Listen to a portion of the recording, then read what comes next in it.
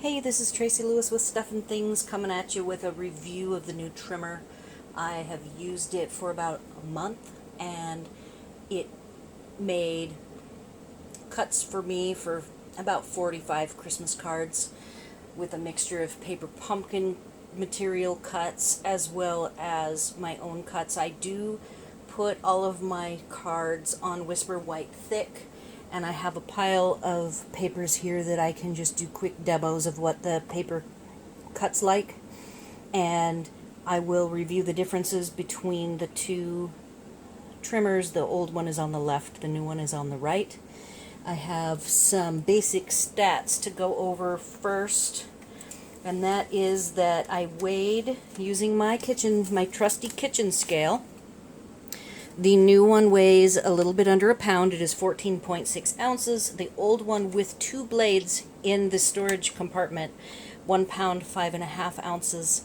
The arm that flips out on the new one is a little over 17 inches, and the old one measured 14 inches. The width, or I would say the thickness, of the new cutter is about 5/8 of an inch, using a trusty Power Lock to very beat up measuring tape. And the width of the new one is 7 7/8. The old one is 9 inches. I do like the rectangular, flat, just streamlined shape because I do store both of them in a vertical storage cabinet. They slide in horizontally. So I'm always dealing with the swoopy here and then the extra little bonus swoop on the left. So now I don't have to deal with that. Those are the basic stats. The measurements guides are different between the two. The biggest improvement that I see for you've got the centimeters as well as the inches in 3 different places, as well as on the paper keeper you've got inches.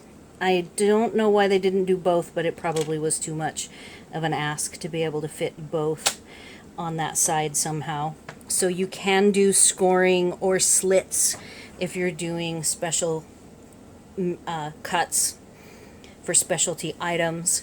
I went ahead and put the inches here along for the vertical guide for myself. There is a clear plastic, and I started to peel off so you can see that this does come off. The other one I kept on as long as it would stay, and then it started to peel finally, so off it went.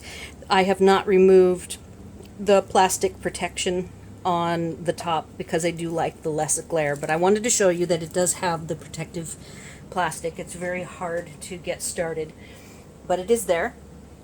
The blades are very different between the two.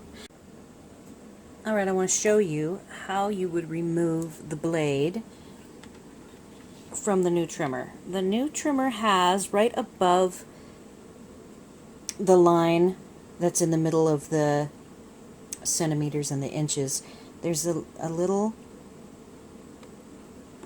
gap, and when you hit that gap you lift, and then you lift again because it has 2 feet. So because of these 2 feet, your removal, I'll do this now with the scoring one, as you hit the gap you lift to remove the first foot, then you lift to remove the second foot. And the same way to put it back in is you just set the first foot down, slide a little ways to the second foot, and then set it down in the gap. I wanted to show you that because on the video the first time I was down below the line, and I also wanted to show you the view here with the 3 separate set of measurements. And then another thing that I missed the first time that I want to show is that the new trimmer actually has, if you can see it, I can see it, it has the measurements where it's not white. it actually molded them in so that you can see where the 16th centimeter is and where the 6 1/4 mark is.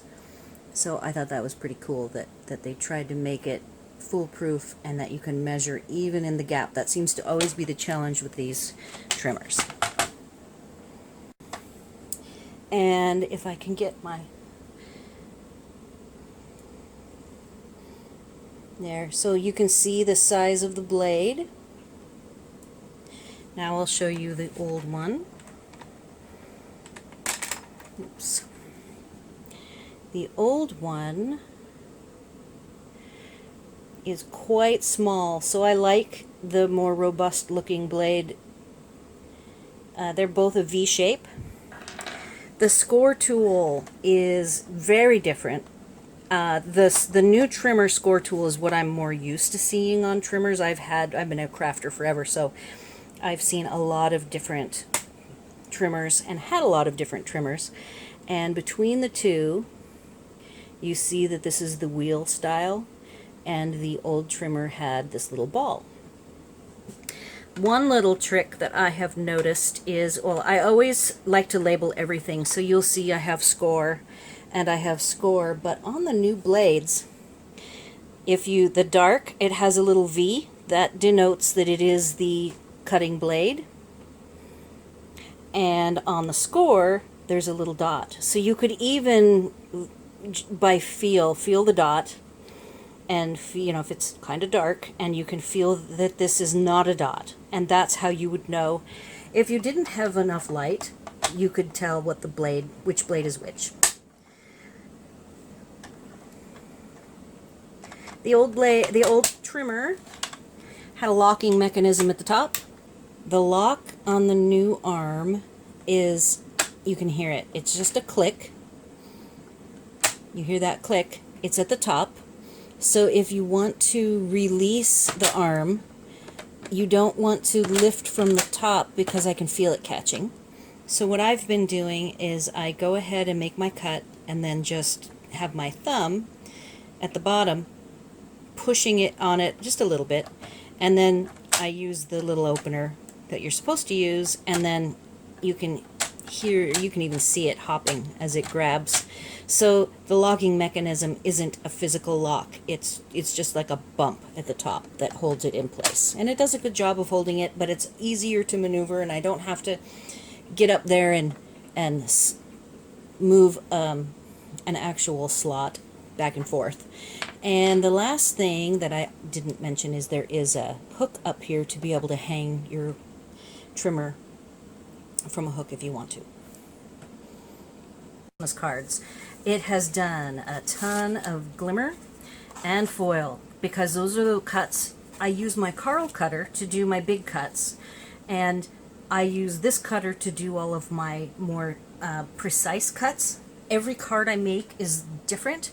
Even the paper pumpkin cards I make different, so I'm constantly cutting in different dimensions and widths and sizes. So most of my cuts on the specialty papers are thin.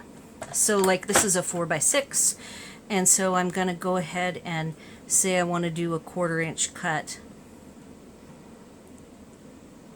Yeah, there's my Carl cutter cutting the bulk size. So we're going to go ahead and get it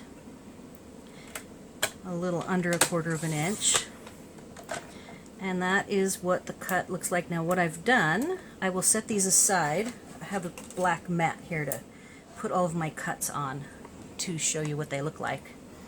And a lot of these cuts, when you want just a sliver to cover something or as a decorative division,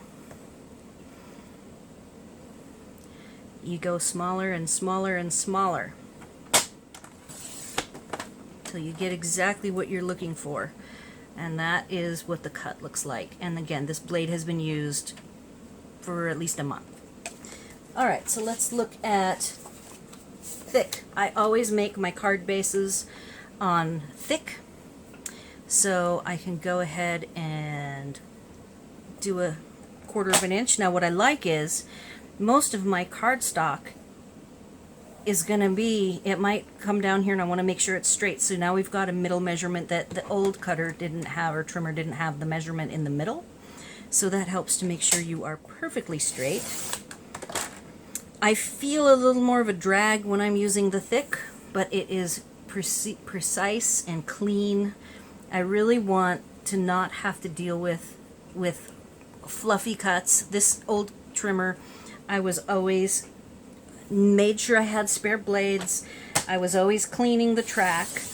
This track is much thinner. See, it's a thin track, but you still have to do your cleaning, and I do the alcohol with either a toothpick, or now I have the take your pick tool, so you can take your prep pad and you can go right in and clean it out. In fact, there's some things in here. I can see little bits and pieces, so you're going to have to keep it clean, but the track doesn't come out, and I had a hard time with this old trimmer because the track would literally fall out. And then I'm in my deep, narrow, by the couch cabinet, digging in there trying to find this strip in a dark wood cabinet that you couldn't tell because this is also dark. So I am really glad that I don't have to deal with that anymore. Now we're going to do some glimmer. So we want just some nice thin strips of glimmer. Let's go ahead and measure it. So I like that I can measure both ends. I can get down in here and just see that it's right. And this is a 6-inch, so it's still an eyeball for precision. And I did tons of glimmer. I did snow, I did globes, and so these little thin strips for an accent. When I do, sorry, pardon me, a border all the way around of a mat of a glimmer, I will cut the strips. I will cut them really about this thick and then adhere them with tear and tape all the way around, and I like really thin mats. So this cutter or trimmer has done a really good job of lots and lots of strips of glimmer for me to do some matting. In fact, I have one right here. So what I do is I cut and I apply each strip on all 4 sides. So that is my technique that I use, and that's why the trimmer lasting a good long time and being very precise is important to me. I do have vellum. Hey, I want to jump in and get some vellum cut. I started to talk about it and then went on another tangent. So the vellum that Stampin' Up sells is quite thick, and it's a very dense feeling material. So trying to get really nice crisp strips of vellum to use as accents and decorative pieces are hard to come by. So it's important to me that this cutter, which mainly my use for it is for all of my decorative cuts, my more precise type cuts. And you'll see that when I cut them, the material is so thick that it actually even results in a curl, where here's the piece that I cut from is perfectly flat. So I mean, it definitely has some properties that make it more difficult to work with. So that was an example of a narrow piece that I set down. I can't touch it, so I had to press, and I was able to cut a perfectly straight, thin strip while not actually having any contact with my fingers and the paper. It was purely me pushing on the arm to secure it. And there's my 3 lovely strips of vellum, which I can't make behave. But this cutter has performed beautifully for me, and I have definitely put it through its paces. There's 3 thicknesses. The 65 pound is about the weight of the Whisper White. 80 pound is about the weight of the colored cardstocks. And even I believe that the foil is about 80 to 90 pounds. And then I already showed you the thick, which is 100 to 110 pounds. And that's all a guesstimate based on my experience with other cardstock brands. And this cutter does all the different types of paper very, very clean. Black is a hard color of cardstock to cut, so getting a clean cut out of it is really important to me. And of course, on this black, you're not going to be able to see the black, but look at all of these perfectly cut strips from the cutter. So I keep calling it a cutter. Trimmer, after it's been in use for about a month. Now I have something new to talk about. Just the other day, I received this little guy. This is a little mini guillotine. It is new. I believe it's made by the same company as the new trimmer because of how similar they look, of course. And I want to show you how it cuts. This is the mini guillotine is a trimmer that when I go to do make and takes, even though I know everything's going to be cut, I'm pretty precise. So if I find that, you know, I told you I like thin mats. So if I'm doing either make and takes or doing something with friends where they're going to have some cards for us to do, if they're not the really thin mats, I will take say a 1/4 inch mat and I will trim it down. And having this little guy means I won't have to bring my big cutter with me, and I will just use my little mini trimmer. And I just called it cutter again. You'll just have to replace the word cutter with trimmer. And it's a little tight feeling. It's a guillotine. It is very small. It's very light, and it's noisy. And when it gets to the end of its cut, typically with these guillotines, you'll feel the resistance. So you just have to be ready to be firm with it. And it has done a nice job of cutting everything that I have thrown at it. In fact, I'm going to try to do this little bit of glimmer here. This is 6 inches long, so this is the length of the trimming section. So let's see how it does with a 6 inch. And then I'm holding this down firmly, and it cuts it no problem. In fact, it felt like it went through the glimmer easier than it was going through the 80-pound black cardstock. So this little guy, how do you get it? This is a trimmer that comes as a pack with 48 sheets of samples of the new mini catalog. This is the Hawaiian, the tropical paper, and the poppy paper. So you get 4 sheets of each, total of 48 sheets. The only way you can get this bundle is for free. You can't even buy it. You get it by signing up to be a demonstrator from January 3rd to March 31st. And it is available to demonstrators now. So yes, you could become a demonstrator now. Buy it as, I don't know if you can buy it as part of your kit, but it comes free from January 3rd to March 31st, as well as you get $125 worth of product for $99, free shipping.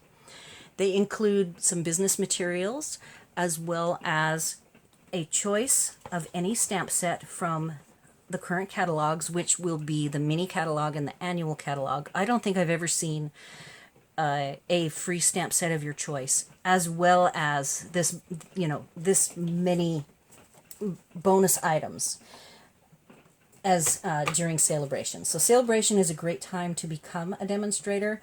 You can be a hobby demonstrator and just get the discount for your own products.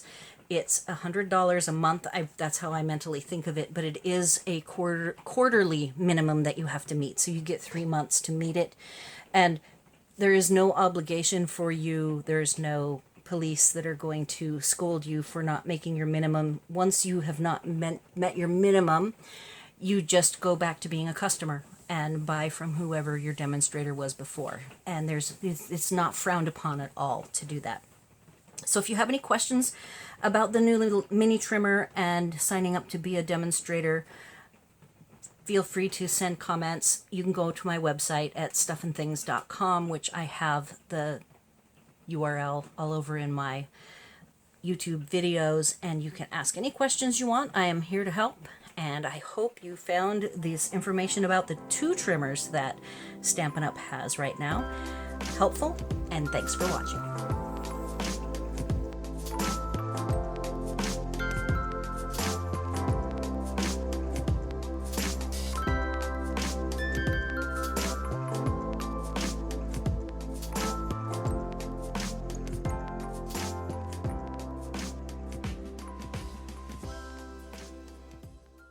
If you enjoyed this project, please like this video, and if you want to see more, be sure to subscribe to my channel. Thanks for watching.